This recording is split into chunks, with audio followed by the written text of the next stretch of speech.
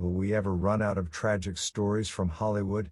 Too often, the glitz and glamour presented for the camera is just an illusion carefully crafted to draw in the viewer.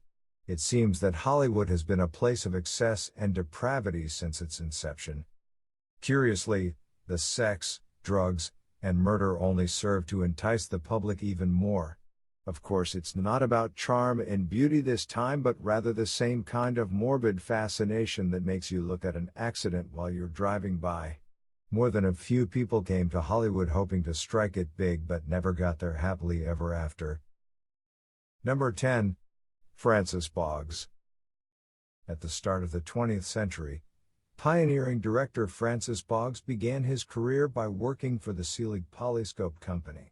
Although based in Chicago, Boggs traveled to Los Angeles to film certain scenes due to the city's climate and beach.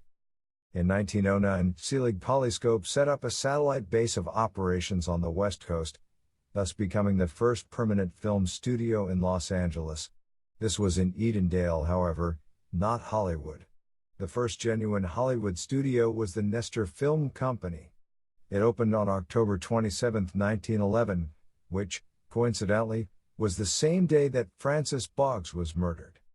The director was on set rehearsing a scene when the studio's janitor, Frank Minamatsu, shot him to death. The studio's owner, William Selig, was also shot in the arm while trying to wrestle the gun away from the custodian, but Selig survived his injuries. According to the media of the time, the motive for the crime was either a grudge that Minamatsu held against Boggs or mental instability. In custody, Minamatsu said that he had been waiting to kill Boggs for 6 months because he was a bad man. Number 9.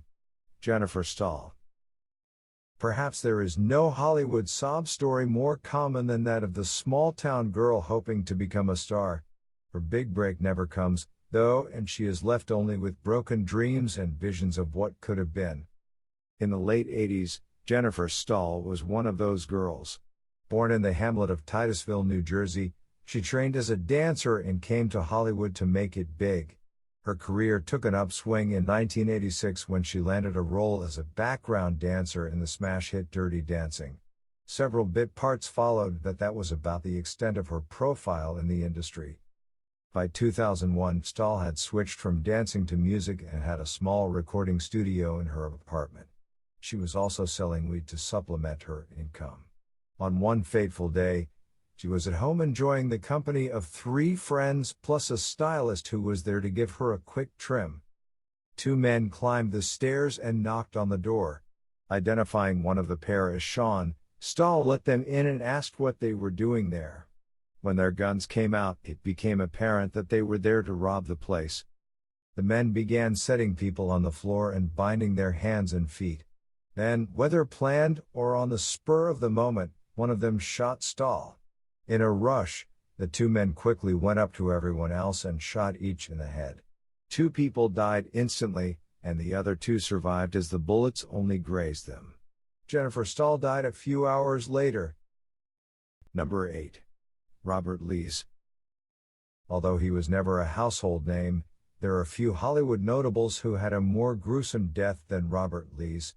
A screenwriter who specialized in comedy, Lees garnered his greatest acclaim when he partnered with fellow writer Frederick Rinaldo.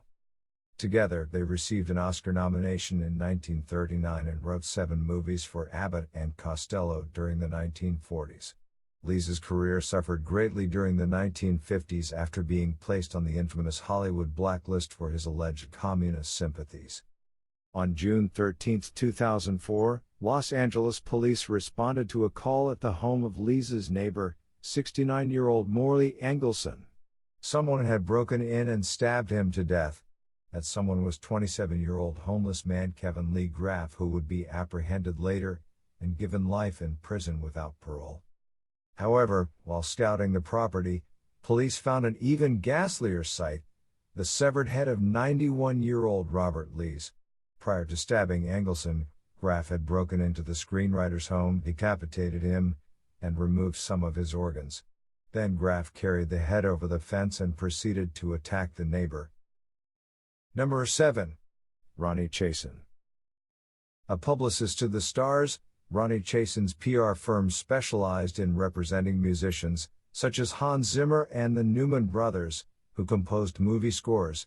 Individually, she also handled the PR campaigns for over 100 movies, including Oscar winners Driving Miss Daisy and The Hurt Locker. On November 16, 2010, Ronny was driving home from the premiere of the musical Burlesque when she was gunned down in her car on Sunset Boulevard. Police attention focused on a convicted felon named Harold Martin Smith who committed suicide when approached by authorities. Ballistics connected Smith's gun to Chan's shooting, so it seemed like an open and shut case, except that it spawned an unexpected number of rumors and conspiracy theories.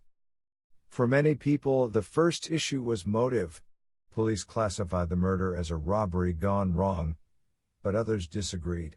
The most prevalent alternative theory still claimed that Smith killed Chan, but because he was hired by someone.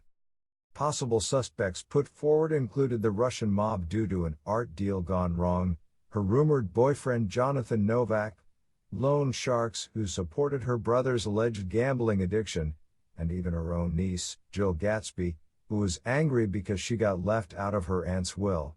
None of these were ever substantiated. In 2017, the Beverly Hills Police Department released 200 documents pertaining to Ronny Chan's murder investigation. For some people, this only strengthened their belief that something fishy was going on. They saw circumstantial evidence that failed to give Smith a motive or place him near the crime scene on the night in question. Number 6. Barbara Thomason. Like many young beautiful girls before her, Barbara Thomason went to Hollywood with hopes of becoming a star. She adopted the stage name Carolyn Mitchell and began participating in beauty contests. Eventually, this landed her a few bit parts in movies and TV shows. Her career highlight came in 1958 when she starred in the Roger Corman cult hit The Cry-Baby Killer, which also featured the film debut of Jack Nicholson. That same year, Barbara Thomason became the fifth wife of Hollywood legend Mickey Rooney. Their marriage had problems. She dropped her acting career to raise their 4 kids. Meanwhile, Rooney was often away taking whatever role he could find to support his family as well as his vices. They both began affairs. In 1965, Thomason started seeing an up-and-coming Serbian actor named Milos Milos. He was a street tough from Belgrade who first broke into the business as a bodyguard and stunt double for Alain Delon. It was Milos and his friend, Saint Evan Markovic, whose mysterious murder would later trigger the political scandal known as the Markovic Affair. The Rooney marriage was headed for divorce, but the couple decided to reconcile. Thomason went to break it off with Milos, who was living in their home by that time. The two went inside the master bedroom early that night, and friends found their bodies in the morning. Both were dead from gunshot wounds, Thomason under the chin, Milos in the temple. Police considered it an obvious murder-suicide, although they couldn't explain why nobody in the house heard the shots. Number 5. Sal Mineo. Actor Sal Mineo had a string of hits in the 1950s, including Giant, Exodus, and Rebel Without a Cause. The last two even earned him Oscar nominations for Best Supporting Actor. His career declined in the 60s and saw a modest revival during the 1970s. It all ended on February 12, 1976, when Mineo was stabbed in the heart in an alley off Sunset Strip. The investigation into his murder was later criticized for being half-hearted because Mineo was openly bisexual. It wasn't until 2 years later that police caught a lucky break when prison guards in Michigan overheard an inmate bragging about the killing. His name was Lionel Williams, a man serving time for forging checks. He had worked as a pizza delivery boy in Los Angeles and committed numerous robberies in the area where Mineo died. He also partially matched the description given by eyewitnesses. Moreover, Williams's wife admitted that her husband had come home drenched in blood on that fateful night. Lionel Williams was convicted of Sal Mineo's murder and 10 robberies and got 51 years in prison. Curiously, Williams was also investigated for the killing of actress Krista Helm, who died in the same neighborhood precisely 1 year later. Her murder remains unsolved. Number 4. Michael Nigg.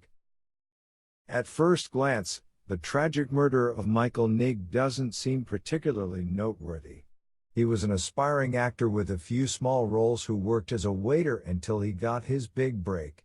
On September 8, 1995, he wanted to take his girlfriend to a restaurant in Hollywood and stopped at an ATM. As Nigg withdrew $40, two men walked up to him.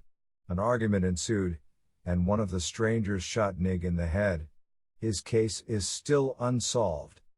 Michael Nigg had been friends with Ronald Goldman as the two had worked at the same Mezzaluna restaurant in Brentwood. A year prior to Nigg's death, Goldman and his friend Nicole Brown Simpson had been killed in her home. In 1995, her husband, O.J. Simpson, was on trial for their murders. When Nigg died, the O.J. trial was nearing its conclusion. Given the huge amount of publicity surrounding it, the murder of the aspiring actor obviously attracted a lot of attention. People floated the idea that Nigg's death wasn't a botched robbery. Instead, they believed that he had been targeted for being part of a drug network headquartered at the Mezzaluna restaurant. O.J. allegedly suggested that his wife and Goldman were also part of it, and could have been killed by the same people. Two more waiters from Mezzaluna disappeared before the place was closed down in 1997. Number 3. Gig Young. In this case, the Hollywood figure was the perpetrator, not the victim. In 1978, award-winning actor Gig Young and his fifth wife, Kim Schmidt, were found dead in their home just a few weeks after they got married. Police ruled it a murder-suicide. Young first shot Schmidt and then turned the gun on himself. However, investigators were never able to find a motive for his actions. Friends blamed Young's alcohol and drug addictions, which had spiraled out of control during the last years of his life. While his love for the bottle initially helped Young get into the skin of the charming boozers he often successfully portrayed, it took its toll on his career later on. He went on binges that lasted for weeks. He got fired while shooting Blazing Saddles for collapsing on set due to alcohol withdrawal. However, it is possible that the addictions were a symptom of a greater issue for Gig Young, the waning of his Hollywood career. He won the Oscar in 1969 for his role in They Shoot Horses, Don't They? But the big parts didn't roll in like he was hoping. His friend and writer Paul Steiner said that triggered a sad descent toward disaster. Young's fourth wife, Elaine Williams, said the actor lamented his supporting status, as what he truly wanted was a starring role in something people could call a Gig Young movie. She declared his Oscar win as the kiss of death. Number 2. Margaret Campbell. In 1939, a predator stalked the Los Angeles City College, LACC, campus. He bludgeoned unsuspecting women, raped them, and left them for dead. His first victim, a Russian dancer named Anya Sasoyeva, succumbed to her injuries shortly after being found by police. The second and fourth targets, an aspiring actress named Delia Bogard and a nursemaid named Myrtle Wagner, respectively, were sexually assaulted but survived their ordeals. The third victim was Margaret Campbell, an actress who appeared in 25 movies between 1919 and 1930 and taught drama at LAC. Her half-naked body was found by her building manager, and it appeared that she had been hit repeatedly in the head with a claw hammer. Police began searching for her missing son, 25-year-old Campbell McDonald. He was found sleeping on a park bench in Santa Monica 2 days later. At first, authorities were hopeful that they had found their campus killer. However, it soon became apparent that the murder was unrelated. McDonald readily admitted to his mother's murder but none of the other assaults. Furthermore, Margaret Campbell was in her mid-50s while the other victims were young women who lived in or around the LAC campus. Campbell McDonald was declared insane and institutionalized. The real campus killer was captured 2 months after Margaret's death, and he was DeWitt Clinton Cook. He admitted to the attacks plus hundreds of robberies, and was given the death penalty. Number 1. Ramon Navarro. After the death of Rudolph Valentino, Mexican-born Ramon Navarro was positioned as the silver screen's new Latin lover. He achieved his greatest success during the 1920s and 30s, managing to keep his homosexuality a secret as it would have undoubtedly affected his career. In 1968, Navarro was a feeble, lonely man who had been out of the spotlight for decades. He had a habit of using an escort service to hire young male prostitutes to visit him in his Hollywood Hills home.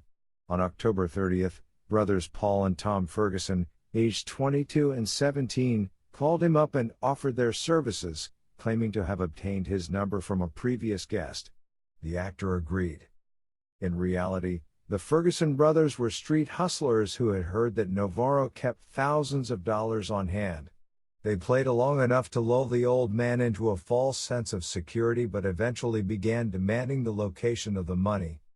When the actor truthfully told them there was no money, the demands turned to beatings.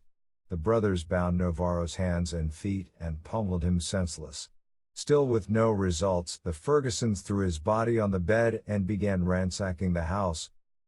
The former Hollywood star choked to death on his own blood. A particularly sordid rumor claimed that Navarro had died after the robbers shoved down his throat a dildo which he had received decades earlier from Rudolph Valentino. During their trial, each brother blamed the other one for the murder. They both got life in prison, but each was released on probation after less than 10 years served. People speculated that the lenient sentences were due to resentment toward Navarro's homosexuality.